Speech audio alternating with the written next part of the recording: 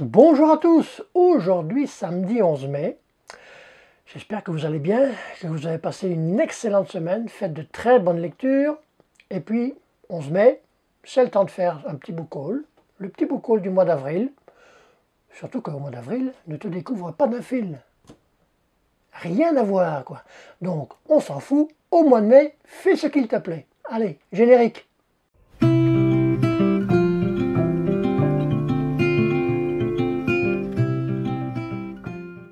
Alors, sans plus attendre, on est parti pour ce book haul du mois d'avril, car il y a quand même pas mal de bouquins à présenter.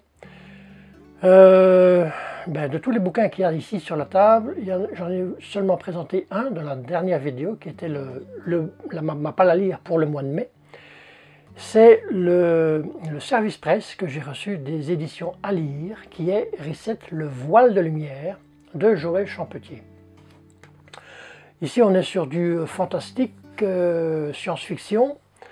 Pour vous dire juste en deux mots l'histoire, on est dans le village de Saint-Tite, qui est à plus ou moins, 150 km au nord d'ici.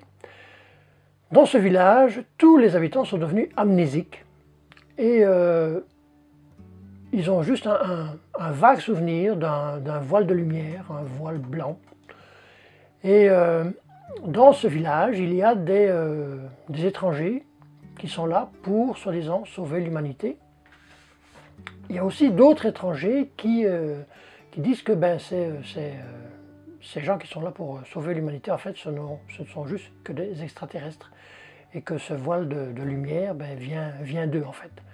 Donc, Joël Champetier, je ne l'ai jamais lu. Forcément, c'est un auteur de science-fiction, fantasy, fantastique, qui est malheureusement décédé en 2015. Donc, c'est vraiment une bonne occasion de découvrir cet auteur. Donc, Joël Champetier, Reset, le voile de lumière. Ensuite, les trois livres suivants sont de la même autrice. J'avais déjà acheté un livre de cette autrice, jeune autrice française, il y a à peu près 2 mois. C'est un bouquin que je n'ai pas encore lu, par contre que mon épouse a lu et qui a adoré. Donc, forcément, on en a acheté un deuxième, un troisième, un quatrième. Pour vous dire aussi que tous les bouquins ici, pour faire une petite parenthèse, tous les bouquins ici qui sont sur la table sont des bouquins d'occasion. C'est rare, donc autant le préciser. Juste le bouquin que j'ai acheté en librairie, c'est un Mélissa d'Acosta, Les femmes du bout du monde. Ensuite, le deuxième, c'est La doublure. Et le troisième, acheté au mois d'avril, c'est Je revenais des autres. Paraît-il, bon ça je ne pourrais pas vous le dire aujourd'hui, vu que j'en ai encore jamais lu, que Mélissa d'Acosta, c'est plus du bouquin feel good. Déjà, cette Mélissa d'Acosta elle-même dit, elle réfute d'être cataloguée, d'avoir cette étiquette feel good. Donc, est-ce vrai, est-ce pas vrai? Je vous le dirai un peu plus quand j'en aurai lu 2 ou 3. Qui est aussi Mélissa d'Acosta, c'est qu'en fait, elle a écrit, à l'heure d'aujourd'hui, elle a écrit 7 romans et une nouvelle. C'est quand même une jeune autrice, elle a quand même juste 33 ans.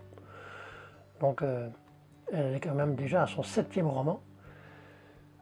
Elle a commencé à écrire très jeune. Oh, je vais plus le dire, mais...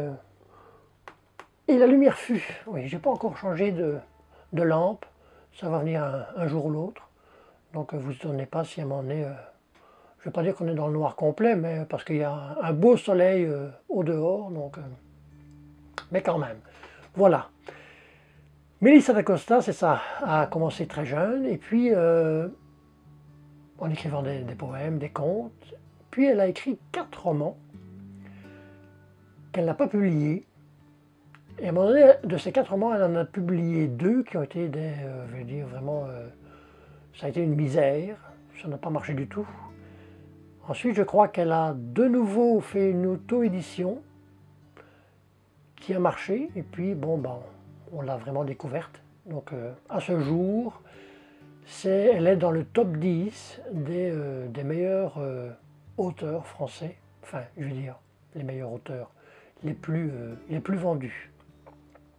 Elle a, je crois, en 2022, elle a vendu à peu près 800 000 de ses bouquins. Donc voilà, pour Melissa d'Acosta, pour faire plus simple, avec les bouquins de Melissa d'Acosta, on va faire ça de façon chronologique. Donc il y avait tout d'abord donc le bouquin, bon, ça je ne vous le présente plus, que j'avais acheté il y a à peu près 2 mois, c'était Les Lendemains, ça c'était le plus ancien. Ensuite, c'est donc Je revenais des autres. Ici, on est sur un... C'est vrai que quand on lit un peu le quatrième de page, on est, je vais dire, tenté à dire que c'est oui, que c'est réellement du feel good, mais bon, on peut se tromper.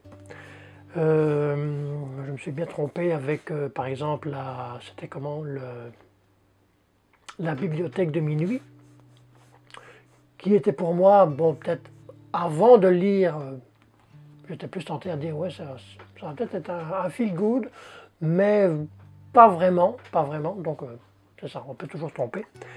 Donc c'est ça, donc Je revenais des autres, c'est une femme, c'est la reconstruction de soi. Une femme qui a tenté un suicide, de finir avec, de mettre fin à ses jours, et puis qui a une famille, et puis qui va essayer de se reconstruire à la montagne.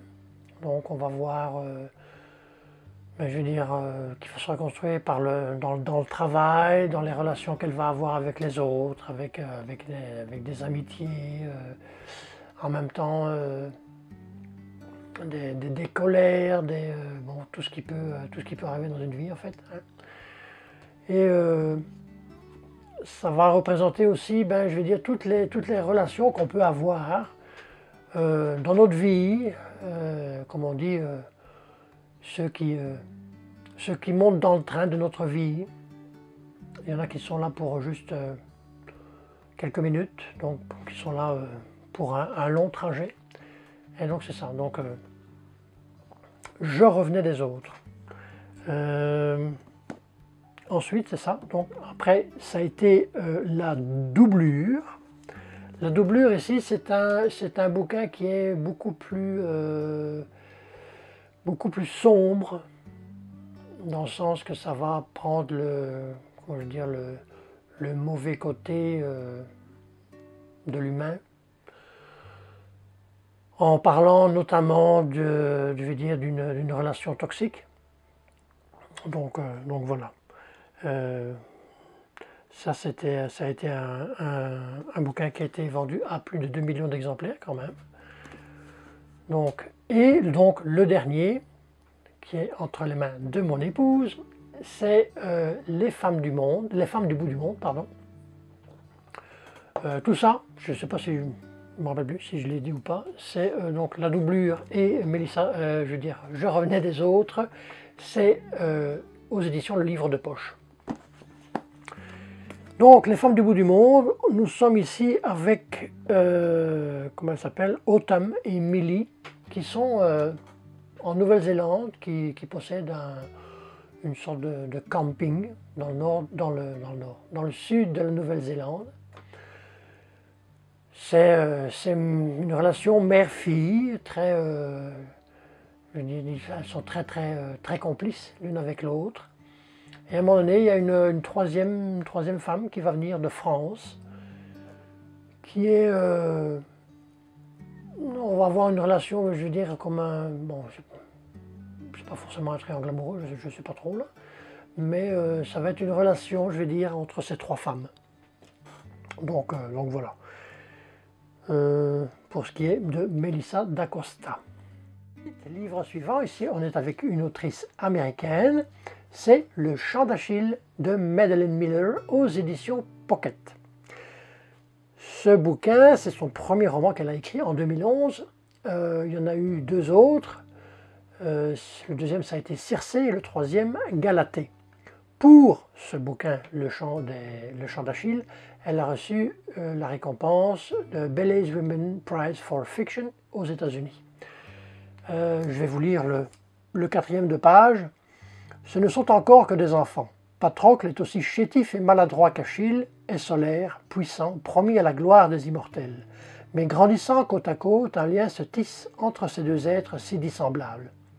Quand, à l'appel du roi Agamemnon, les jeunes princes se joignent au siège de Troie, la sagesse de l'un et la colère de l'autre pourraient bien faire dévier le cours de la guerre, au risque de faire mentir l'Olympe et ses oracles. Il y a eu deux citations, une de Donat Tarthes, « Impossible de lâcher ce livre, toute la sauvagerie et le frisson de l'Antiquité ».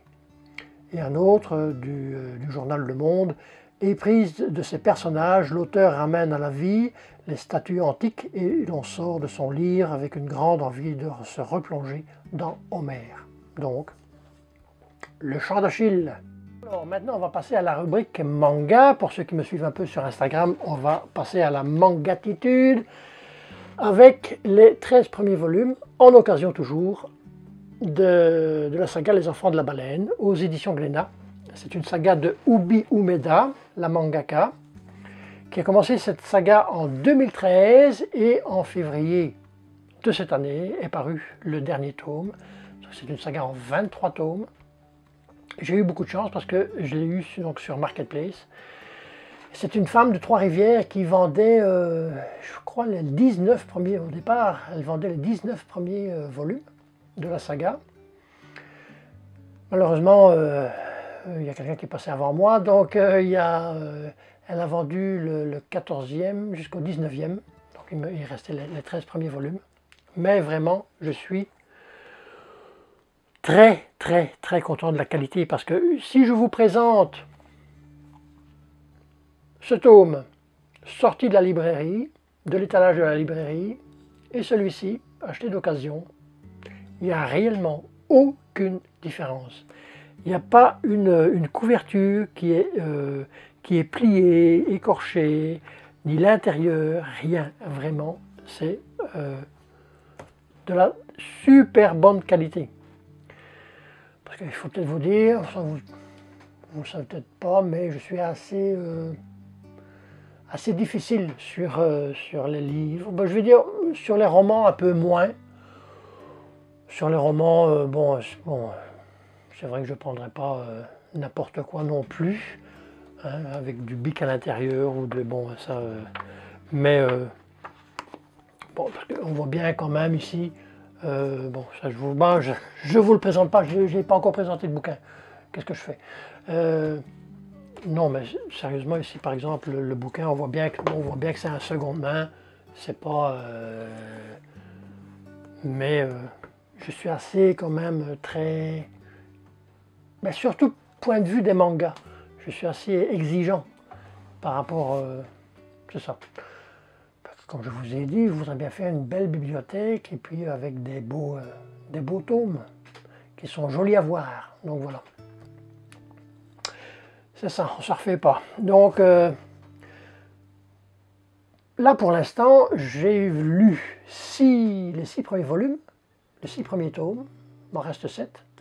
Et certainement que pour achever la saga, il faudrait que je les achète 9.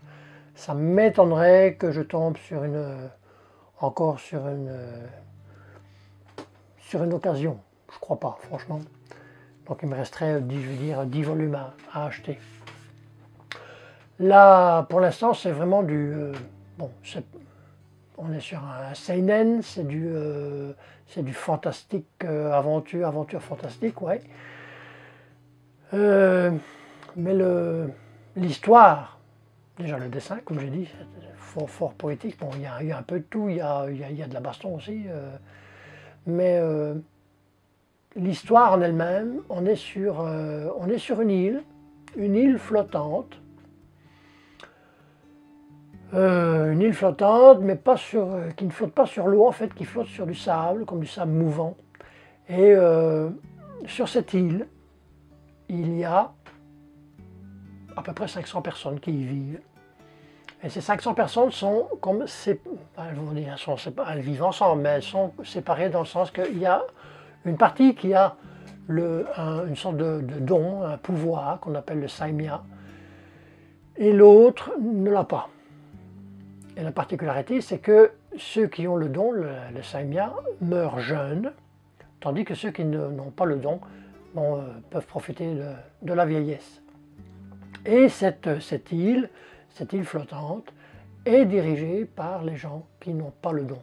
Donc à un moment donné, ils se posent des questions, pourquoi ils meurent jeunes, pourquoi c'est les autres qui ont le pouvoir sur cette île et tout ça. Donc pour l'instant, je vais dire, après le 6e tome, on ne s'ennuie pas, il n'y a pas de... Je veux dire, on ne brade pas, il n'y a pas de... ça stagne pas. Donc très bonne, je veux dire, série manga pour l'instant. Donc voilà pour la série Manga Attitude. Alors, livre suivant, et là, vous allez voir directement, enfin, ça va peut-être pas paraître à la caméra, mais bon, je vous parlais juste que les mangas en fait picobello. Ici, c'est un grand format, bon, il est plié de partout, bon, c'est pas grave. De toute façon, à mon avis, je crois pas que je vais le tenir dans ma bibliothèque, enfin on ne sait jamais. Hein. Ici, c'est Macabre de Stephen Lowe. Stephen Lowe, c'est un auteur britannique. Il a écrit celui-ci en 1998. Il a à peu près à son actif 10 ou 11 romans, je crois, ou quasi autant de nouvelles. Bon, il est dans la branche horreur fantastique. Donc, je vais vous lire, parce que la 4e de couverture est quand même pas mal, je trouve. Donc, je vais vous la lire. On meurt plus à 4 heures du matin qu'à n'importe quel autre moment du jour ou de la nuit. 3h30 du matin, une bruine tenace brouille toute chose dans les rues obscures de la mégalopole où croise Tony Dandridge au volant de son taxi.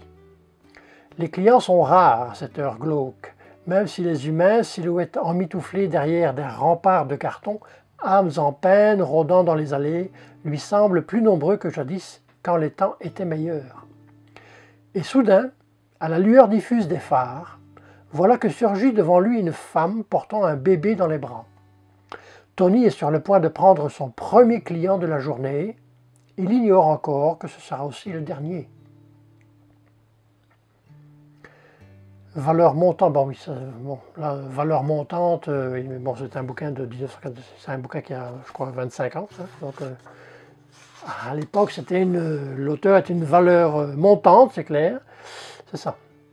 Donc, en fait, non, il l'a écrit en 1994 et avec la traduction, bon, il est paru en français en 1998. Donc, c'est ça. Donc, vous voyez bien, hein, c'est écorché de partout, c'est pas... voilà. C'est ça, on s'en fout. Alors, livre suivant, on va dans du... classique, aux éditions Flammarion, La bête humaine d'Émile Zola. Là, juste à l'odeur, j'aime ou j'aime pas, je le garde dans ma biblio. À se demander comment, des fois, il y a des bouquins qui sentent si bon. Enfin, vous devez me prendre pour un... C'est ça, mais donc le bouquin ici, n'ayons pas peur, c'est un bouquin de 1972, donc 28, 24, il y a quand même 52 ans le bouquin ici, là. Il a plus d'un demi-siècle. Bon, j'étais déjà né. C'est ça, j'étais déjà né. En plus c'est un bouquin, bon, il n'est pas gros, hein, c'est pas... mais... regardez-moi cette belle police d'écriture. Waouh! J'ai intérêt à l'aimer parce que c'est... mais bon, je l'ai aussi pour une petite bouchée de pain. Là, on est sur... C'est un bouquin qu'Émile Zola a écrit, je regarde mes notes, en 1890. Là, c'est le 17e épisode, le 17e de la série Les Rougon-Macquart. C'est un bouquin qui est assez noir. À l'époque, ça a fait, je ne vais pas dire que ça a fait fureur, mais ça en a jeté quand même une. C'est que ça parle dans le bouquin, ça parle en 1890. Ça parle de viol, ça parle de meurtre, de suicide.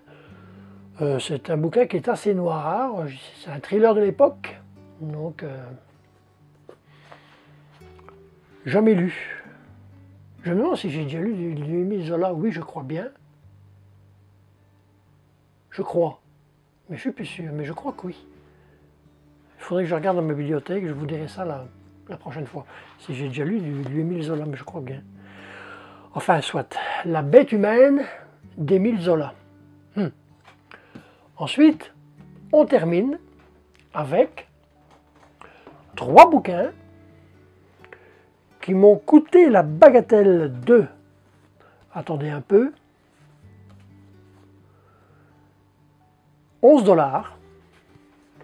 Bon, c'est des livres de poche, du même auteur. J'en ai lu juste un, jusqu'à date.